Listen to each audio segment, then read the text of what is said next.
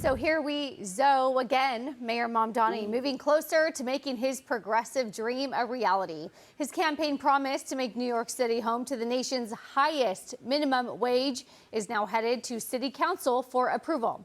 If passed, minimum wage would nearly double in the Big Apple by 2030, jumping from $17 an hour today to $30 an hour.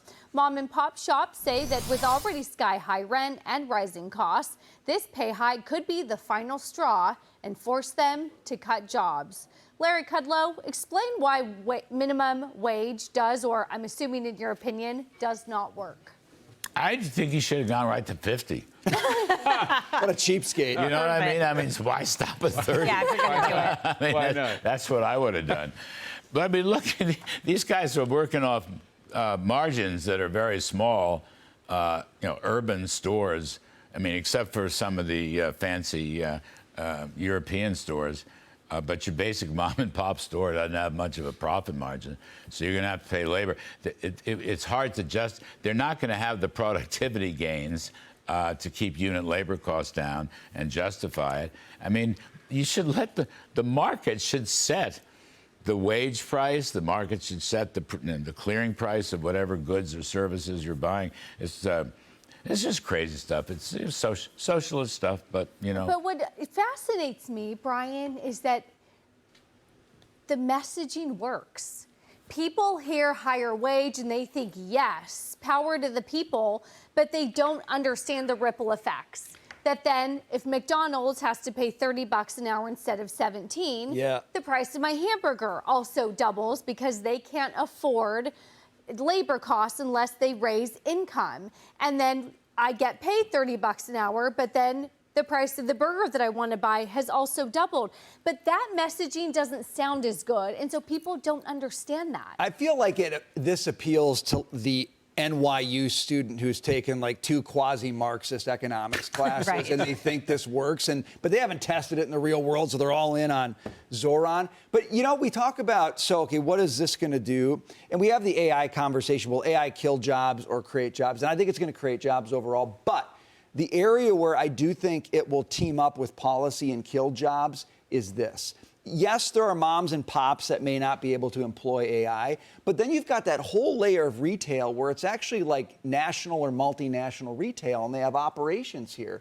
And they see this, and they've got 10 companies with an AI solution breathing down their neck saying, if you don't want to pay $30 an hour, I've got a way for you to do inventory and stocking and tracking and customer service, and you don't need any people. And AI is going to get a toehold, and I don't blame AI for doing this, but you know that their salespeople are calling these companies right now and saying, we can help you avoid the cost of this. And those companies are going to say 100%. Yes. And Zoran's going to blame AI, and he's going to want to regulate AI. And the problem isn't AI, it's you. Jackie. So in the traditional scenario that you're describing with McDonald's, this shows that Zoran knows nothing about economics. I mean, I don't know how many more examples of that we actually need to know that he knows nothing. But you raise the prices and you actually make the affordability, you raise the wages, the prices go up, you make the affordability crisis worse.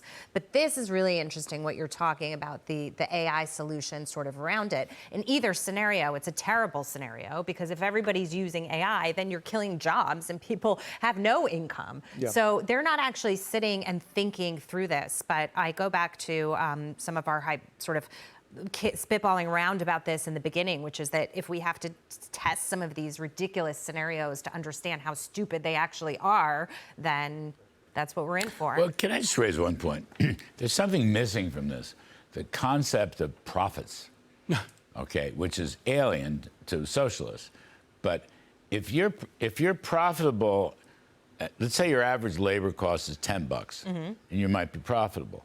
All right, you might go to 15, you might go to 20, but at some point you hit the break-even point. Okay, the marginal cost exceeds the marginal revenue, so you have to fire them. Right. All right. Without profits, you have to lay off workers. Or close your doors, right? I mean, or just go out of business altogether. Yeah. I don't think that Mamdani or his socialist pals I mean, it's not Definitely in their doesn't care lexicon. about that. Right. They don't even think about Profit that. is evil to them. It's evidence of evil, actually. You were But if talking, you don't make money, you can't stay in business. You were talking about what will be the reality check that will stop it. It's going to be businesses closing down. We were talking during the break about how wonderful eating is in New York City, and not only in people's houses, but at these wonderful restaurants.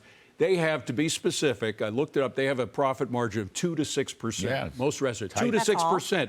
And they want to double the labor costs. Labor is about 30 to 40% of the cost of having a restaurant. So they want to double. This would just put about half of the restaurants in New York out of business. Flat. There's a wonderful guy named Zane Tankel, who owned more Applebee's in New York area than anybody else. He owned 40 Applebee's. We used to have him on a lot. He's a wonderful guy.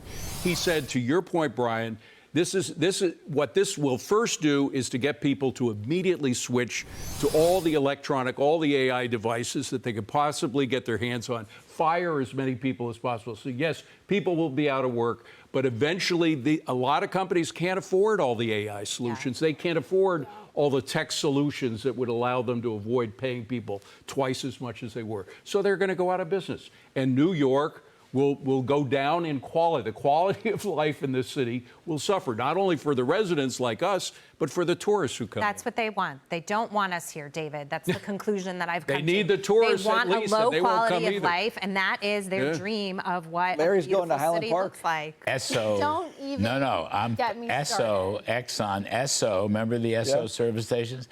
They've just legally left New Yeah, Jersey. that's right. Okay. Put on the Save hat. it for the next block.